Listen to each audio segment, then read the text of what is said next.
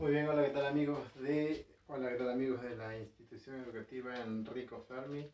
Hoy viernes vamos a trabajar el curso de literatura y te pido que me prestes muchísima atención porque hoy vamos a trabajar un personaje demasiado importante para la literatura mundial, básicamente. Hoy vamos a trabajar a Sir William Shakespeare, ¿sí?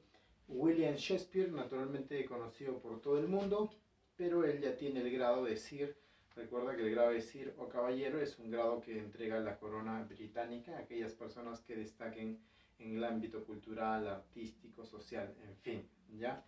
Entonces, William Shakespeare tiene el grado de Sir. Sir William Shakespeare. El día de hoy trabajamos en el curso de literatura para mis amigos de la institución educativa Enrico Fermi. Así que acompáñame para conocer a este gran señor que ahora mismo ya te lo presento. Aquí está. Sir William Shakespeare, ¿sí? Profesor, ¿por qué está en blanco y negro? Bueno, porque este señor, miramos aquí, vamos a dar algunos datos de aquí. William Shakespeare nació en 1564, mira aquí, 1564. Profesorcito, 1564 es hace mucho tiempo, ¿no? Sí, por eso tienes que darte cuenta de algo. Siempre que trabajamos algún personaje, siempre trabajamos el contexto. ¿Qué es el contexto, profesor? El contexto es lo que él vivió, qué pasaba alrededor, qué pasaba mientras él vivía, qué pasaba mientras él escribía, qué pasaba en el mundo. Básicamente, como él es inglés, vamos a ver el contexto de cómo está Europa. Y mira aquí, el contexto de Europa por este año 1564 es el contexto del Renacimiento europeo. Déjame explicarte, ¿qué quiere decir renacimiento? Lo vengo explicando varios días ya. Renacimiento viene de la palabra de renacer, ¿verdad? Renacer, renacimiento, ¿verdad? ¿Y por qué por el año 1564, 1500, incluso desde 1490, 1480, en Europa empieza el renacimiento? ¿Qué? ¿Por qué dicen que los europeos van a renacer? ¿A qué se refieren, profesorcito? Pues fácil, querido amigo. Europa, recuerda que vivió antes del Renacimiento, 1000 años, estamos hablando no sé, se me ocurre desde el año 100, 200, 300, 1000 años, ¿sí? Desde el año 500, 1000 años, Europa ha vivido en la época medieval, en el periodo medieval. ¿Qué es ese periodo medieval, profesorcito lindo? Bueno, el periodo medieval en Europa, que duró casi 1000 años, consistía en que la iglesia dominaba todos los aspectos de la vida del hombre, ¿sí? Que sí, hubo un tiempo en el mundo en el que la iglesia, la religión católica que tú conoces, dominaba todos los aspectos del hombre, todos, desde qué debía hacer, cómo debía peinarse, qué debía comer, qué no debía comer, qué debía rezar, qué no debía rezar, todo lo dominaba la iglesia católica, todo. A los que no creían en Dios, pues se los mataba. A los que decían otra cosa que decía la iglesia, pues los castigaban, e incluso los mataban. Ahí murió el astrónomo Copérnico, este científico, ¿no? Que dijo, oh bueno, la Tierra no es el centro del universo. Y la religión católica dijo que sí es la Tierra el centro del universo porque Dios ha creado la Tierra y dice que sí. Vaya, mátenlo. Entonces, ese periodo vivió el hombre, ¿sí? Un periodo donde no había libertades, muy bien, no había libertades. A ese periodo se le llamó el periodo medieval, ¿sí? Medioevo. ¿Estamos? Incluso algunos dicen que se le denomina a ese periodo el periodo oscuro de la humanidad. Algunos dicen que la humanidad se retrasó 1000 años, porque fue 1000 años donde la mente no podía pensar libremente, porque la iglesia estaba ahí, sojuzgando a todo aquello que estuviese en contra de ellos. Entonces, ese periodo se llamó el periodo del medioevo. Ahora, ese periodo en Europa está acabando, y está empezando un nuevo periodo, y por eso los europeos le han colocado renacimiento. ¿Por qué renacimiento, profesor? Porque es como que volvemos a nacer después de un periodo oscuro donde todos estuvimos apagados, volvemos a renacer. Ah, y ahora ya no va a importar tanto la iglesia católica, sino ahora va a importar más el hombre. Ahora las sociedades ya no se van a ocupar tanto por lo que dice la religión, sino ahora por el propio hombre. El hombre ahora es lo más importante, ya no Dios ni la religión. Entonces, mira, en el Renacimiento europeo hay una renovación cultural y científica, ¿sí? Hay una renovación cultural y científica. Ahora nos preocupamos un poco más por la cultura, por la ciencia. Ciencia que antes no se podía hacer. Claro, no se podía hacer. Porque si antes decías, bueno, el universo ha sido creado por una explosión, entonces los de la Iglesia Católica te mataban, ¿no? Porque si antes decía, no, el hombre es producto de una evolución, pues te mataban, ¿no? Entonces por eso, ahora con el Renacimiento hay una renovación cultural y científica en el mundo, ¿ya? El hombre es el centro de preocupación de todo, lo que te dije hace rato. Ahora nos preocupamos por el hombre, de cómo está, cómo hacerlo feliz al hombre. Entonces, hay toda una... Obviamente no es que el Renacimiento sea todo, digamos, la panacea que cura todos los males del hombre, no, pero por lo menos ahora el Renacimiento se ocupa más por el hombre, ¿sí? Se produce el avance científico y tecnológico. Sí, hay un avance científico tremendo, hay un avance tecnológico enorme. Por estos años se descubre América, ¿sí? 1492, bueno, se descubre, es un decir, ¿no? Por estos años Cristóbal Colón llega a América en el año 1492. Entonces, este es el contexto que se está viviendo en Europa, el Renacimiento. Y este es el contexto en el que nuestro amigo Sir William Shakespeare aparece. Cierro un poquito aquí mi persiana porque parece que ya está entrando la luz solar. Y vamos a ver. Un poco unos datos biográficos de Shakespeare, ¿ya? Él nació en Stratford, que queda en Inglaterra, en el año 1564. Fue escritor, fue actor y también fue dramaturgo, ¿ya? Escritor, profesor, escribía. Actor, actuaba, ¿no? Él también actuaba y fue dramaturgo. ¿Dramaturgo qué quiere decir, profesor? Dramaturgo quiere decir que escribía para teatro. Cuando una persona escribe para teatro, pues se le dice dramaturgo. ¿Estamos? Dramaturgo. Él fue dramaturgo. Incluso tuvo su propio teatro, el teatro famosísimo llamado The Globe, que sigue funcionando hasta la actualidad. Obviamente con muchos cambios, ya es un teatro súper moderno, es el principal teatro de Inglaterra, The Globe, ¿sí? Donde se proyectan, donde se ejecutan, donde se escenifican obras de William Shakespeare. Incluso hay unos premios, los premios Globo, que son unos premios que se entregan a los mejores actores de cine, ¿no? De teatro también, ¿ya? Entonces, The Globe, ¿ya? El teatro tuvo su propio teatro llamado The Globe, que significa el globo, que estuvo a orillas del río Támesis, en Inglaterra. Muere el 23 de abril de 1616.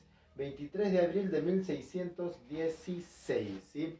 El mismo día en que fue enterrado Miguel de Cervantes y Saavedra en España, otro gran escritor de lengua española, pero claro, este es escritor de lengua inglesa. Entonces, el 16 de abril el 23 de abril muere Cervantes, perdón, es enterrado Cervantes, porque él muere el 22 de abril, pero es enterrado el 23 de abril, y William Shakespeare muere el 23 de abril. Por eso es que el 23 de abril en muchos países es considerado el día del libro o también el día del idioma, ¿ya?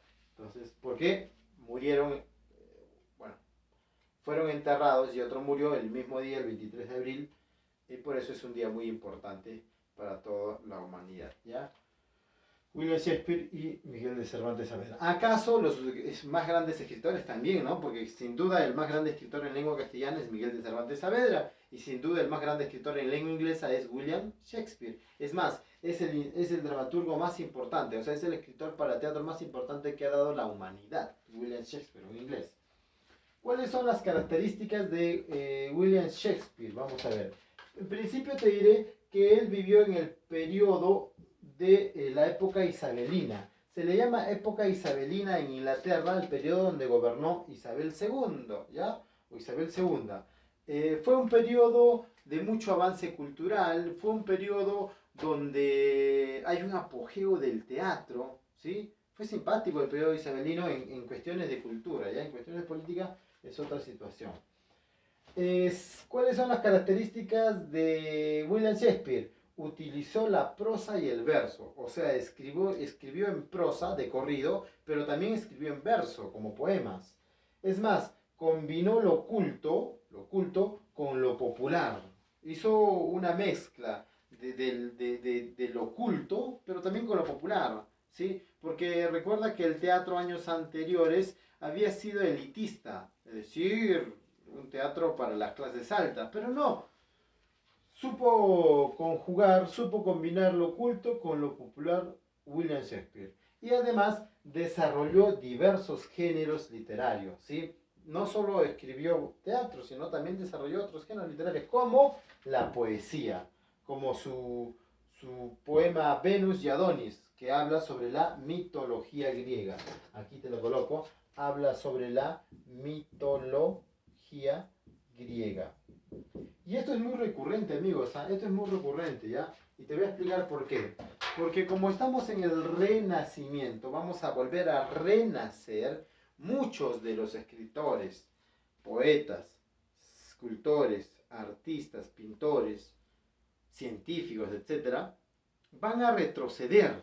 Sí, ¿cómo que van a retroceder? Sí, profesor, porque te acuerdas que te dije aquí, mira lo dibujo, te acuerdas que te dije que aquí más o menos hubo 1000 años que se llamó Edad Media, y ahora estamos en el periodo del Renacimiento, ¿sí? Más o menos 1490, ¿sí? Estamos aquí. Antes del medioevo, ¿qué, profesor, existía? Antes del medioevo existía la Edad Antigua, y aquí existió un pueblo llamado, una cultura llamada Grecia, el pueblo griego. Entonces, ¿el Renacimiento qué hace? El Renacimiento se salta estos 1000 años y vuelve hacia los griegos. Y los vuelve a leer. Sí, esto pasó en la literatura, pasó en los avances científicos, pasó en la ciencia, pasó en la filosofía. Estos de acá vuelven a leer a los griegos. ¿Por qué vuelven a leer a los griegos, profesor? Que escribieron hace más de 1000 años. Porque los griegos son súper cultos, son súper listos. Los griegos son todo, ya lo expliqué en una clase pasada. Los griegos son lo máximo. Los griegos aportaron al desarrollo intelectual y humano, científico, cultural en toda la humanidad. A todos. Los juegos más importantes que se juegan, más importantes que el Mundial de Fútbol, son las Olimpiadas. Y la inventaron los griegos. La democracia, república, lo crearon los griegos. ¿Ya? Entonces, los renacentistas de 1400, de 1500 y 1600 vuelven a ser los griegos. Se saltan 1000 años y vuelven a leerlos. Y por eso es que muchas de las obras están orientadas hacia los griegos. En poesía no va a ser William Shakespeare la excepción, y va a hablar sobre Venus y Adonis, que son parte de la mitología griega. ¿Viste cómo retrocedemos hacia los griegos, no? Vamos a ver. Otra característica. Bueno, en el teatro, renovó el teatro inglés. Un teatro anticuado, un teatro elitista, le dio una renovación William Shakespeare al teatro inglés. Carece de originalidad de temas. Es cierto, William Shakespeare no tiene temas originales en sus obras. Eso no quiere decir que venga en demérito del mismo, ¿no? Simplemente sus temas no son originales. ¿Por qué? Porque sigue hablando del amor, sigue hablando de la infidelidad, sigue hablando de cosas comunes que pasan a los hombres, pero claro, las obras sí son originales, pero los temas no. Es como que yo empiezo a escribir ahora sobre un tema sobre el exterminio nazi. Bueno, es un tema que todo el mundo lo ha tocado en el cine, en la pintura, en el teatro, se ha tocado en la literatura. Es un tema que se toca mucho, ¿ya? Pero claro, la obra que yo voy a hacer es original, pero los temas no, los temas son muy tocados por todos. Entonces, sus temas de Shakespeare también no son originales, son temas comunes, pero las obras sí son originales. Tiene escenas violentas, usa un lenguaje poético en sus obras de teatro, ojo, y sus personajes son arquetipos. Esto viene en el examen, ¿eh? ¿Qué quiere decir que aunque sus personajes son arquetipos, profesor? Mira aquí, sus personajes son arquetipos. ¿Qué quiere decir eso? Quiere decir que sus personajes son modelos. Es decir, creamos un personaje arquetipo del personaje bueno. ¿Y cómo es el bueno? Bueno, pues el bueno hace acciones buenas, se porta bien con su madre, se porta bien con su padre, realiza todas las acciones de su vida orientado hacia lo bueno. Los personajes malos son malos, maltratan a sus padres, todo hacen mal, siempre están haciendo cosas para la maldad. ¿Te das cuenta? Son personajes arquetipos. O es bueno o es malo. O es sabio o es tonto. ¿Sí? No son como por ejemplo, los personajes de la novela moderna, que son personajes que son buenos y malos al mismo tiempo. Nosotros mismos. Yo soy bueno y soy malo al mismo tiempo. ¿Sí? Soy correcto y soy incorrecto. Porque así es la vida, ¿no? No creas, no te acostumbres al hecho de que cuando es bueno, todo es bueno. Por eso a veces los jóvenes cuando miran una película dicen, ¿y quién es el malo? Son malos en momentos y son buenos en momentos. Quizás nos han acostumbrado en el cine, en la literatura o en los cuentos de que hay buenos y hay malos y los buenos son buenos siempre y los malos son malos siempre. Eso no funciona así, amigos. No funciona así, ¿ya? Las personas son buenas y malas al mismo tiempo. Pero claro, en las obras de Shakespeare sí construyen personajes arquetipos. O sea, el bueno es bueno y hace cosas buenas y lo construimos como un modelo y así el malo es malo y así el enamoradizo es enamoradizo siempre, etc. ¿Ya? Entonces son personajes arquetipos los que se utilizan en la obra del teatro de William Shakespeare. Vamos a ver a sus obras en tragedias, ¿sí? Son Hamlet, El Rey Lear, Otelo, Julio César, Romeo y Julieta, Macbeth y Antonio y Cleopatra. ¿Sí? Repetición. ¿Cuáles son las obras en tragedia de Shakespeare?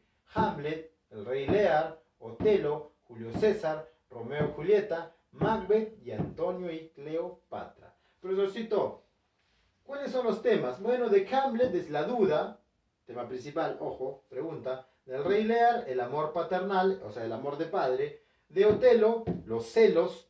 De Julio César, la traición. De Romeo y Julieta, el amor juvenil. Y de Antonio y Cleopatra, la infidelidad. Son los temas principales. Profesor, pero Shakespeare también escribió en comedia. Y en comedia tenemos El Mercader de Venecia, clásica obra de comedia. Las alegres comadres de Windsor y La Tempestad. ¿Sí? Profesorcito, ¿y cuáles son los temas? En El Mercader de Venecia, la avaricia. En Las alegres comadres de Windsor, el arribismo. Y en La Tempestad, el ideal educativo. El ideal educativo. Profesorcito, ¿y cuál es la obra cumbre de William Shakespeare? Bueno, sería injusto decidir que todo se resume en una obra, ¿no? Porque a veces dicen, ¿cuál es lo mejor de William Shakespeare?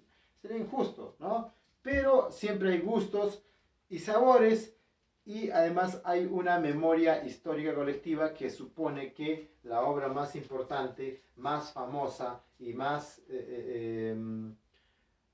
digamos, leída o más conocida de William Shakespeare es Romeo y Julieta. Romeo y Julieta, ¿sí?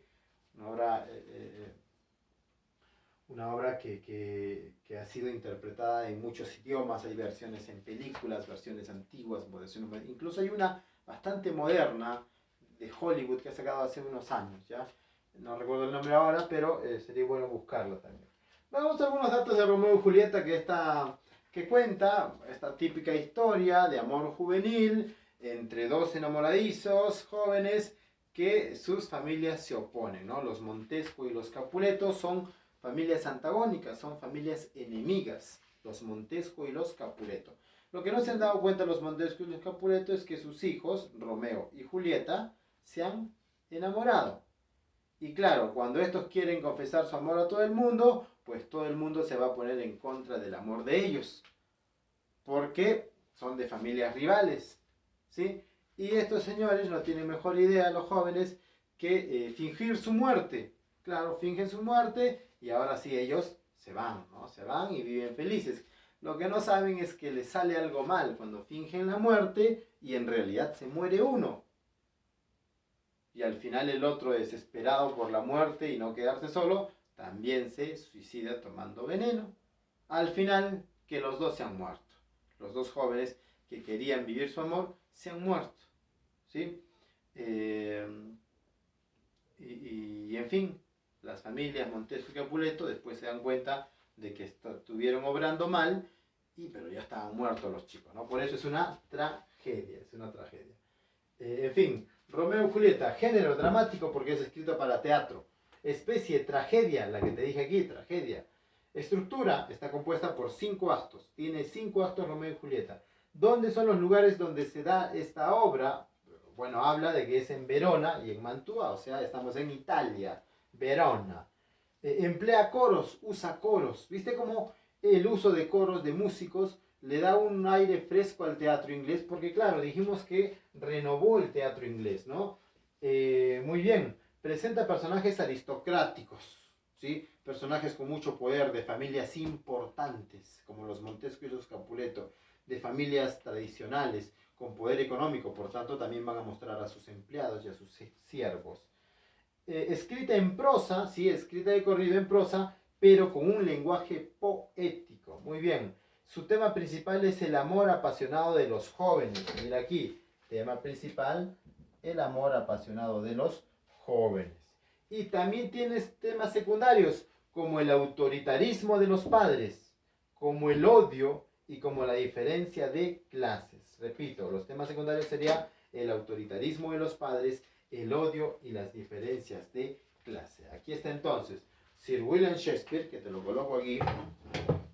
Sir William Shakespeare, aquí tengo un poquito de cinta, viste que siempre venimos preparados. Y te lo coloco aquí.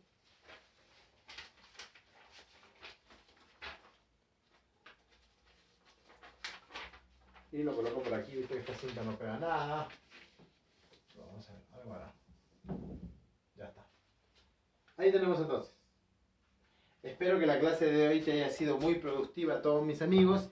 Y bueno, pues esperemos vernos la siguiente semana con otro curso.